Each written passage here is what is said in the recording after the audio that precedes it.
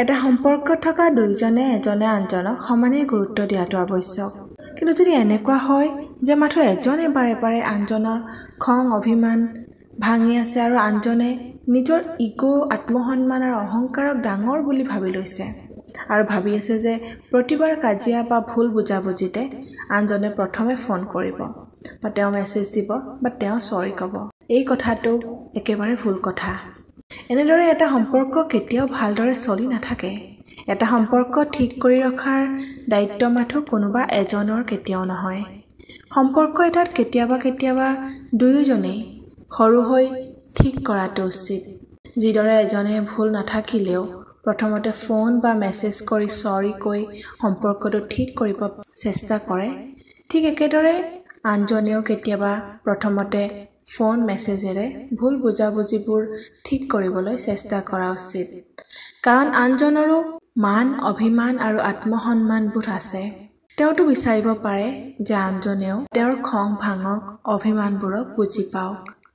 কিন্তু যদি এজনে সদায় বিচাৰে যে আনজনে ভুলবোৰ ঠিক কৰক, প্ৰথমতে ফোন মেছেজ কৰক, এইবুলি যদি অপেক্ষাত থাকে, তেতিয়াহ'লে এইটো সঁচা যে সম্পৰ্কটোৰ বাবে এজনৰ কোনো যত্ন নাই, কোনো সন্মানেই নাই। আচলতে কি জানে, মানুহ সলনি হয়। এটা সময়ত কাৰোবাক পাগলৰ দৰে ভাল পোৱা মানুহজনো আনজনৰ বাবে অৱহেলা অযত্ন অৱজ্ঞা পাই নিজকে সলনি কৰিবলৈ বাধ্য হয়। সেইবাবে সময় থাকোঁতেই এজনে আনজনৰ গুৰুত্ব বুজা উচিত। এজনে আনজনক সন্মান কৰা উচিত, যত্ন লোৱা উচিত।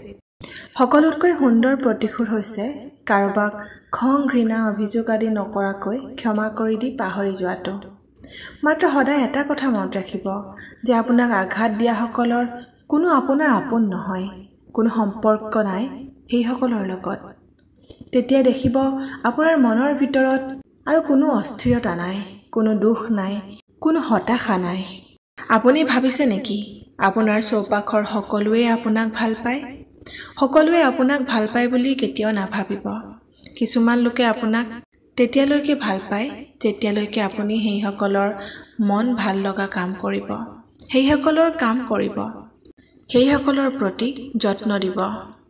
আৰু যিদিনাই আপুনি সেইসকলে বিচৰা মতে কাম নকৰিব, তেওঁলোকৰ লাভ হোৱা কাম নকৰিব, তেতিয়াই ওলাই পৰিব তেওঁলোকৰ আচল ৰূপটো। শুনিবলৈ বেয়া লাগে যদিও এয়াই সঁচা, এয়াই সত্য। জীৱনত যিয়ে নহওক কিয়, কিন্তু নিজৰ সকলোখিনি দি কেতিয়াও আনৰ বাবে একো কাম নকৰিব, কাকো শুধৰাবলৈও নাযাব, কাৰো পৰা একো আশা নকৰিব। বিশ্বাস কৰক, মানুহে এইবোৰৰ একো মূল্য দিব নোৱাৰে। কোনেও আপোনাক বুজি নাপায়। আপুনি আনৰ বাবে কি কৰিছে সেইবোৰ আনেও কেতিয়াও স্বীকাৰ নকৰে, কেতিয়াও আপোনাক কৃতজ্ঞতা প্ৰকাশ নকৰে। তাৰ বিপৰীতে বেছিভাগে এইটো প্ৰমাণ কৰাত লাগিব যে সেইসকলৰ বাবে আপোনাৰ একো প্ৰয়োজন নাই। আপোনাৰ বিপদত সেইসকলক হাজাৰ বিচাৰিলেও হয়তো বিচাৰি নাপাব। হাজাৰটা বাহানা দি আপোনাৰ পৰা আঁতৰিবলৈ চাব। সেইবাবে এটা কথা মনত ৰাখিব, আপুনি আনৰ বাবে যিমান যি নকৰক লাগে, কিন্তু দিনৰ শেষত সদায় অৱহেলাই পাব লগা হ'ব। আমাৰ প্ৰত্যেকৰে জীৱনত এনে এজন লোক থকা দৰকাৰ, যাৰ কাষত কেতিয়াও নিজকে সৰু কৰিব লগা নহয়, নিজৰ সন্মানক বন্ধকত থ'ব লগা নহয়, যিজনে কেতিয়াও আপোনাৰ আত্মসন্মানক আঘাত কৰি আনৰ ওচৰত আপোনাক সৰু নকৰে।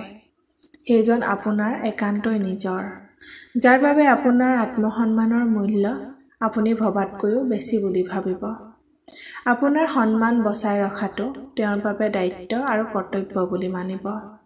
এনে এজন লোক প্ৰত্যেকৰে জীৱনত বহুত বেছি দৰকাৰ।